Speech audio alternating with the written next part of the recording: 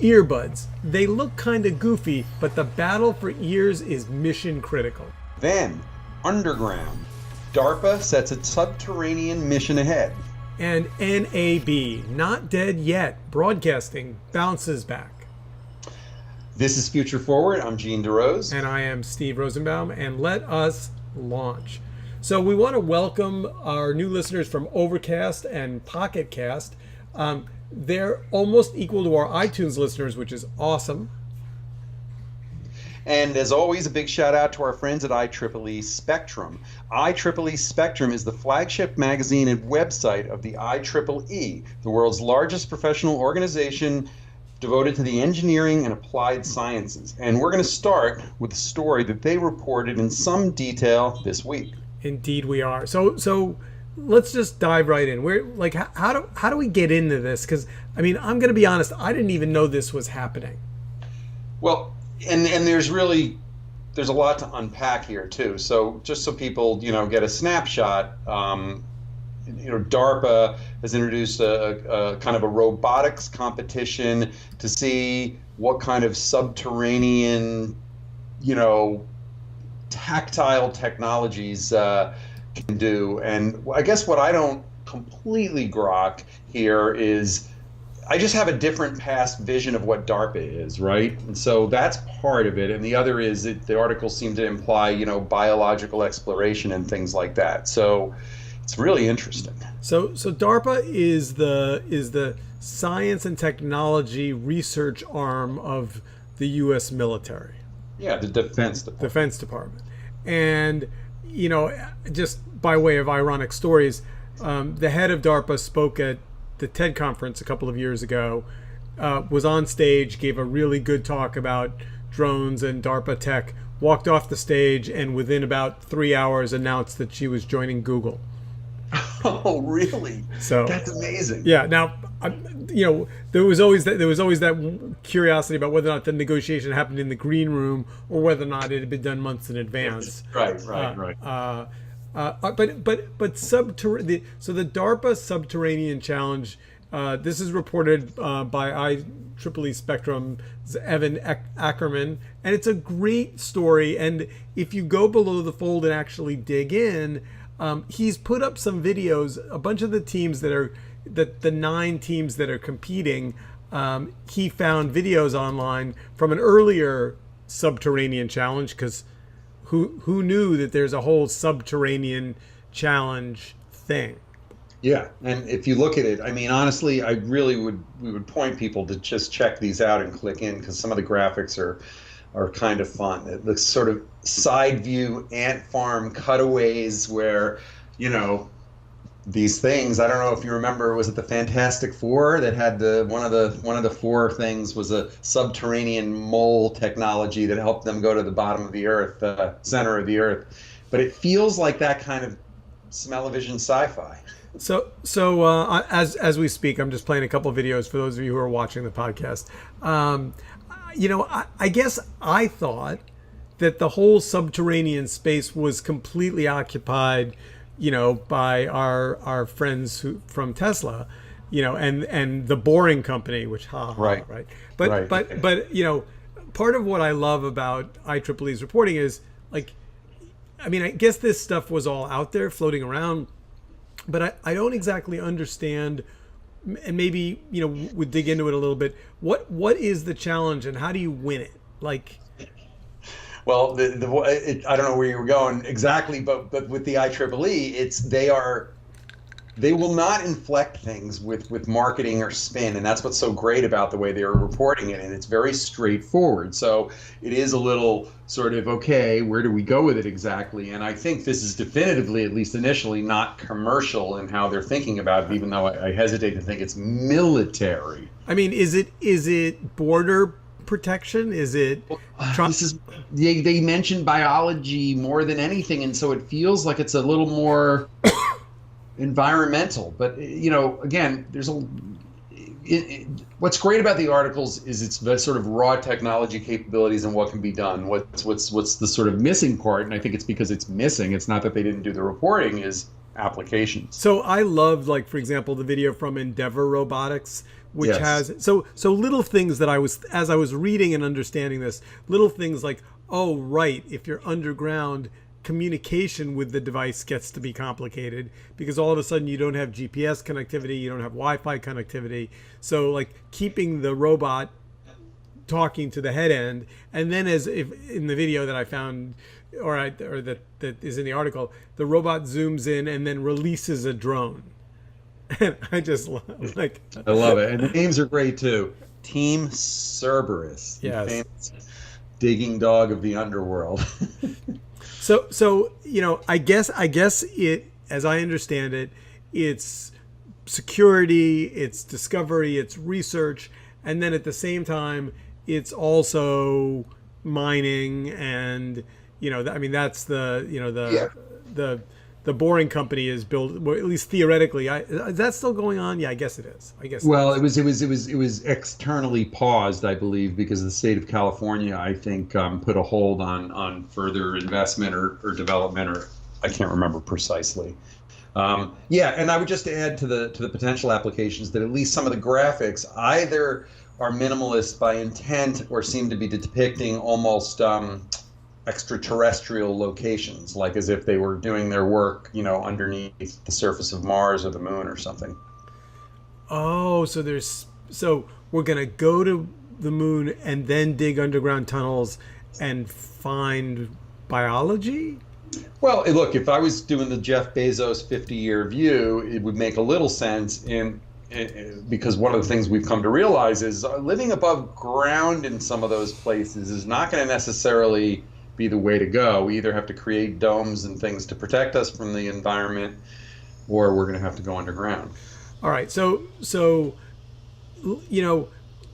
if you win the DARPA underground challenge, what do you get? I mean, do you get like a sash? Is it like a beauty contest? Like, is there a prize? There must be a prize.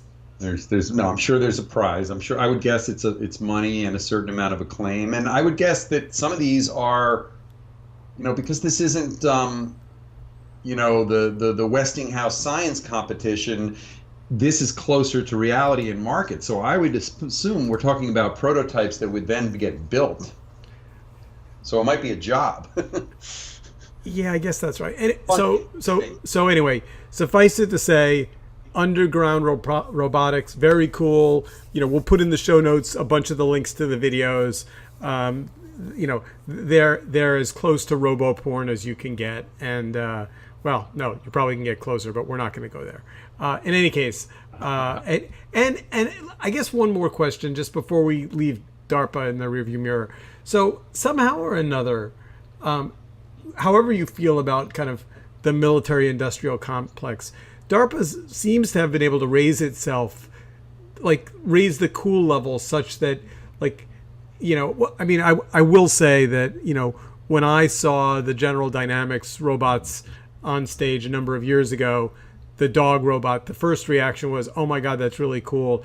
And the second reaction, almost everyone in the audience at the same moment went, someone's going to mount a gun on that damn thing. They're, the line between military and robots, not that far away, which is maybe why I like the underground contest, because it seems less overtly aggressive and more kind of intellectually stimulating, that they're in search of, biological discoveries or building underground tunnels as opposed to weaponizing robots, which is kind of creepy. Right. And I think it's not just the line between AI and robots, but you might add in video games, right? Because some of this is exactly this sort of, fantastical, violent / utopian, what are you going to do with these things? So you're exactly right. And for someone who's not really a video game guy. All right. So chapter 1, robots underground, all good. And now let's get to chapter 2, which is really different. So you took kind of a tourism journey into ear technology. Tell us the story. Well, so I'm a big audiophile. Love podcasts, love music, love quality, but I've struggled with either the clunkiness or dodginess of the technology, or with Bluetooth, or the fact that with these guys, and I'm showing people for those that are in audio, I mean audio only, that these AirPods, they don't stay in my ears. Some people say close to 20% of people, the standard original Apple AirPods and the AirPods, I can't remember the names correctly, they don't fit in people's ears. So there's an elegance to the fact that these things have no ear support, but then do these work? So there's two parts of this. One is the fit, the other is the technology. You know, Apple recently announced the second generation of their Bluetooth AirPods. So I went and said, all right, time is here. I'm going to go buy these things. So it came down to, I went to Wirecutter, which is a great, we're going to show a link to it. It's the New York Times owned audiophile site, and it does a great, thorough job. And it's one of these almost Consumer Reports things. So, you know, they said the Jabra high-end, I believe the ET or the 3T, I can't remember what it's called. 65T. 65T. It's one of those names that just rolls right off your tongue. Pointless number. Yeah. And so those are the two, right? So do you do those, or do you go with the Bose, which are very, very high quality? And, you know, I bought these things. I bought the AirPods. I figured I could return them, and they just don't fit in my ears. But I will say the sound quality is better, and the rest also works. You can command things to happen with Siri, and it's wonderful. So I give it a kind of a B minus, but I'm going to return them probably for the Bose. And so you're not going to try the Jabra? No, and here's why not. One of my friends recommended them highly, and then I went and I read the Wirecutter stuff, and then I went to Amazon just about to buy them, and don't you feel like you got to check those reviews? And there's something like 800 reviews, and about 25% of them said they work great for a month, then they stopped working. You really? know, wow. Service was, they didn't honor the free guaranteed give back, and under every single one of those, there's a note from Jabra apologizing and whatever. So they spend a lot of time on their social media, but their customer service isn't so good. So that spooked me, because we've been down that road before with things like this, and you just don't want to keep buying $200 things over and over again. But correct me if I'm wrong. Part of the beauty of Amazon is you're not shipping it back to Jabra. You're just going to ship it back to Amazon, right? I think it's a matter of, are you shipping it back for the money back, or is it the extra part, or do you want some service? I just got a little scared of the whole mishigas of the whole thing. It just felt like it was going to be noisy, confusing, and a pain in the butt. And it's just, you know, it's like trying to undo your wires. That's the whole reason why you want to do it in the first place. But I always feel it's reliable, even if the technology isn't going to be good. They pride themselves on that. So I don't see Bose in the Wirecutter piece. It might not be in the article. It was a friend who's an audiophile who said I was guaranteed good sound with them. So I'm going to tell you my experience with the AirPods. I've written about this a couple of times. They look ridiculous. For Apple, which is so concerned about style, having that little white stick sticking out of both your ears is really ridiculous. That being said, though, they are magically, for me, they fit, they work. The phone picks them up immediately. I've got 5 or 6 different Apple devices. It always knows which one I'm working on. They hold a charge. They recharge super fast. But both the AirPods hold a charge, and then the carrying case, which I thought I was going to show you, but I have a carrying case here. It's tiny. It holds a charge. So you got your AirPods that are charged. You got your carrying case that's charged. I presume that the engineers responsible for these things banged their head against the wall really, really, really hard to get it right. And they never, at least for me, they never lose connection. I think, in terms of kind of Steve Jobsian elegance, they're the most recent thing that Apple's done that just is kind of magical. And look, and I agree, and I'm very, very drawn to the simplicity and the elegance and the Jobsianness of the product and the sort of product configuration, and the fact that clearly something is going on, because unlike other accessories, Apple has kept close to its chest that functionality. Others don't have that. You cannot get access to the full functionality of Bluetooth earphones unless you're buying this product, which kind of leads us to something we're going to talk about in a minute, if not now. Yeah, maybe let's just move right into it. Yeah. So so this whole article is to give you the sausage machine, how it's made here. I went to Steve and said, let's do this. I know you know a lot about it, and I've had this experience, and there's some news and stuff. And then Steve dug up the fact that Amazon is now heavily rumored to be doing its own version of AirPods, and it's a real deep tech, high profile thing, at least by what we could hear through this article that we'll share with you. So I'm going to take both sides of the argument. So, Amazon Alexa is extraordinary and is, in my mind, winning the HomePod audio market hands down.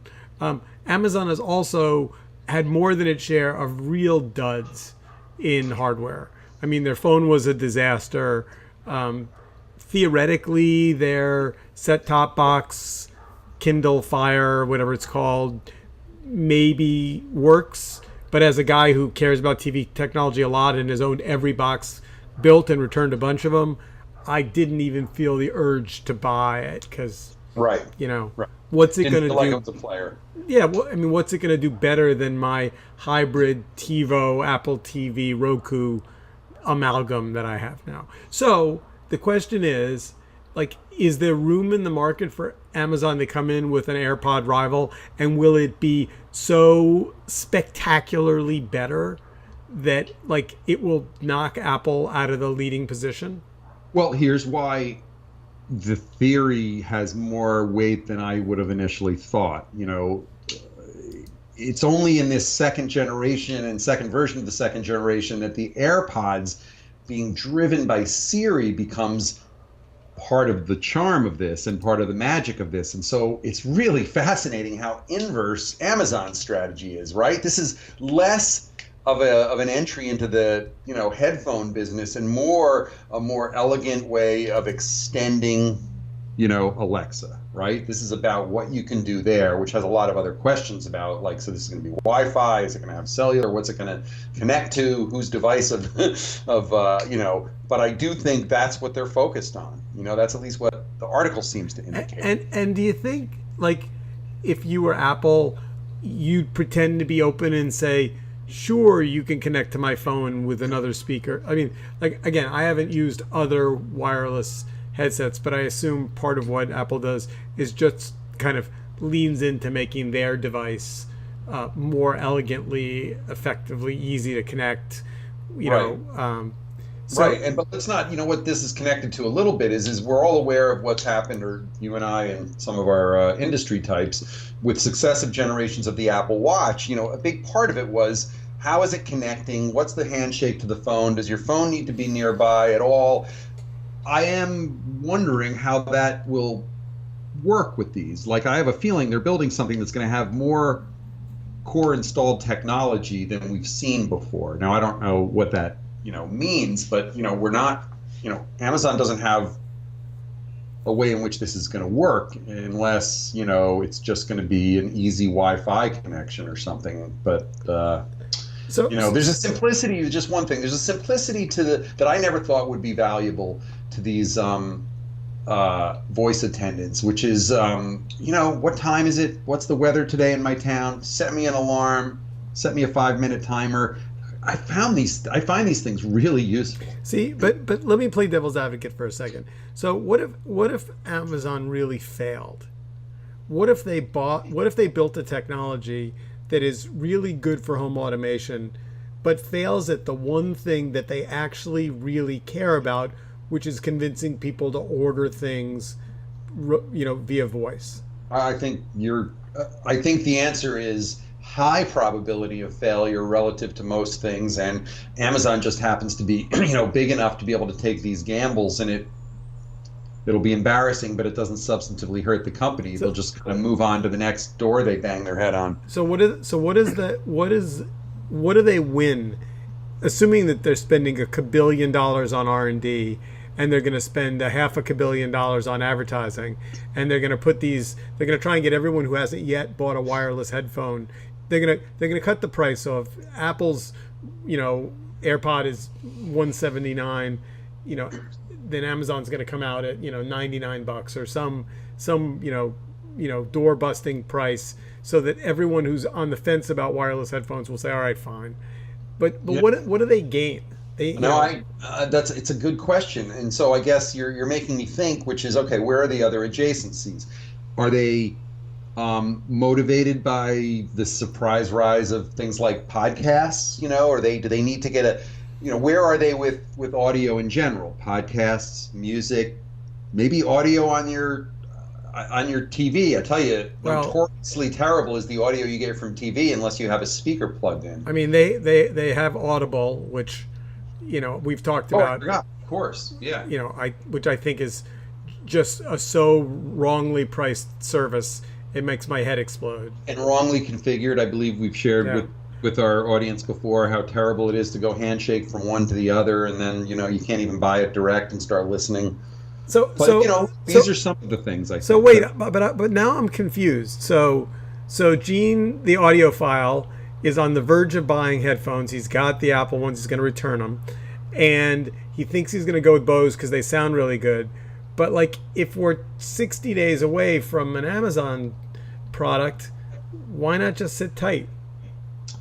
Well, that's a good question. One is that I need something, and it's overdue. And by the way, to just add one little bit of consumer, in the bottom of that article, they did have a contender that was a well under $100 contender that kind of shocked them for how good it was and how simple. And the bottom line is, as everyone knows, you almost calibrate your purchases of headphones with this kind of advanced view of how frequently you're going to have to rebuy them. And I've always been a fan of the $45 to $60, which is a third of the price of the typical $180 to $200 if it's good enough.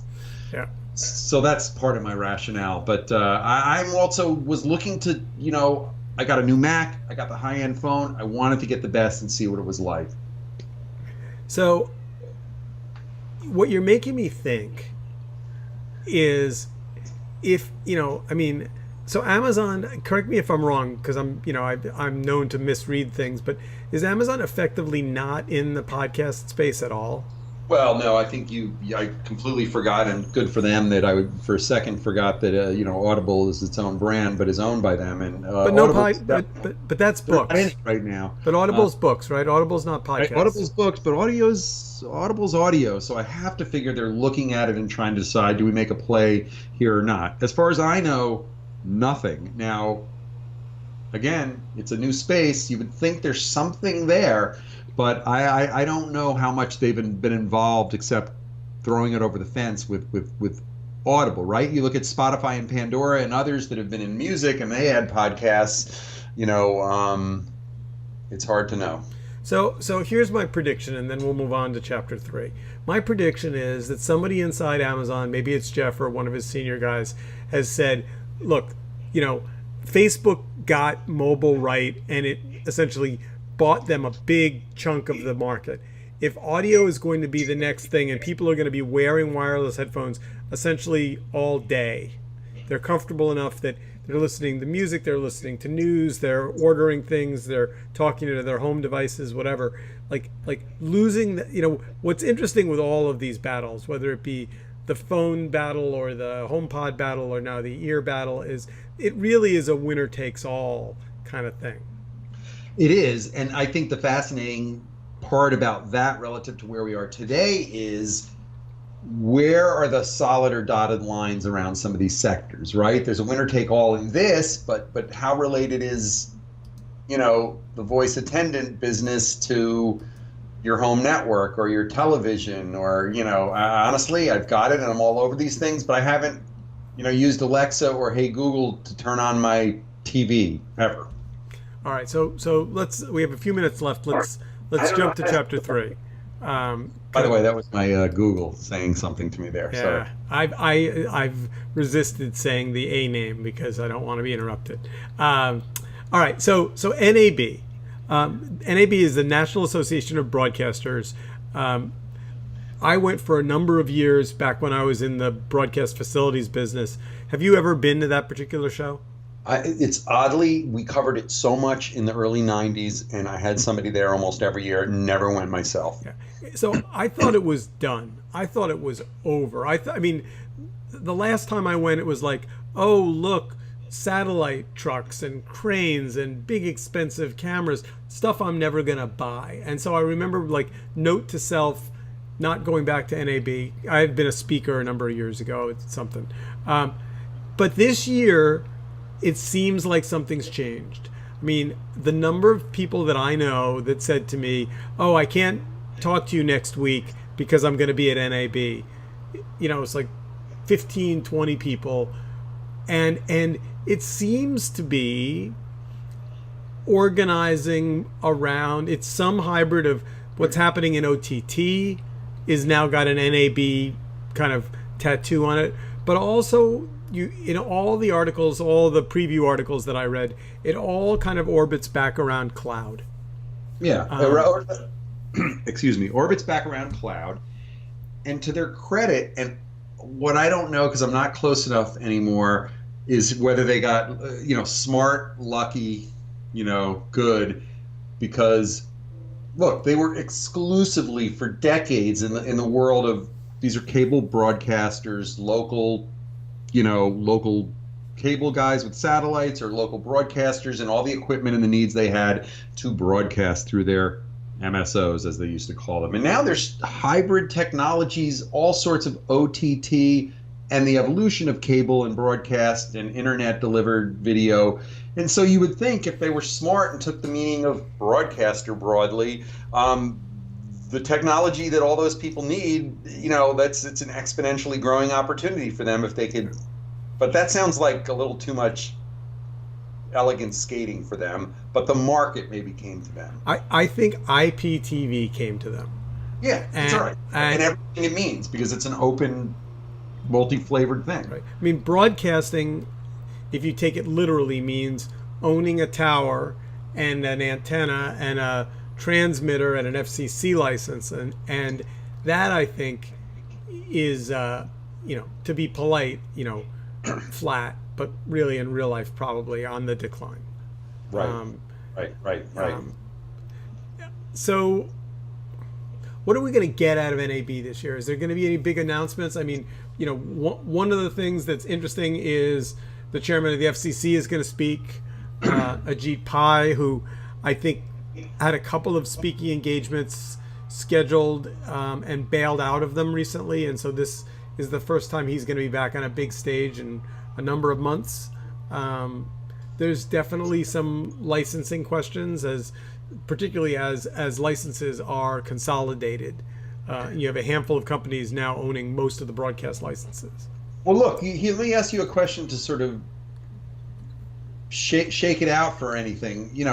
What do we think cloud? What is the realm of what cloud capability means in this? Does this mean extended? Some of the articles sounded almost B2B opportunities. Is it this kind of stuff? Are they alternative cloud providers by definition, kind of the way Amazon suddenly got into the cloud business because they did a lot of that, and now suddenly it's a line of revenue? Or is it just the cloud enables us to do our jobs better as we always have? It's hard to know. And by the way, one of the things that's marked broadcasters forever in the television-ish category is how incredibly non-strategic they were. Jupiter, the reason we never went there in full throat is we just couldn't find any customers there for us, right? There were technicians, and they all ran their businesses the same way. Yeah. Look, I mean, broadcasting, for as long as anyone can remember, was essentially a license to print money. Because you had an FCC license. There were a handful of them handed out. And what OTT and IPTV has done has changed that. So, I mean, this 2019 category, I mean, you're going to see ABC launch what will clearly be a big, meaningful player. I don't know whether or not Netflix is going to be at NAB, but I'm going to assume they are. There's a couple of others. CBS has a 24/7 news product that's launching. Obviously Hulu is going to be there. Yeah. And lots of niche offerings. Someone showed me the other day a niche soccer, football service, which was very expensive.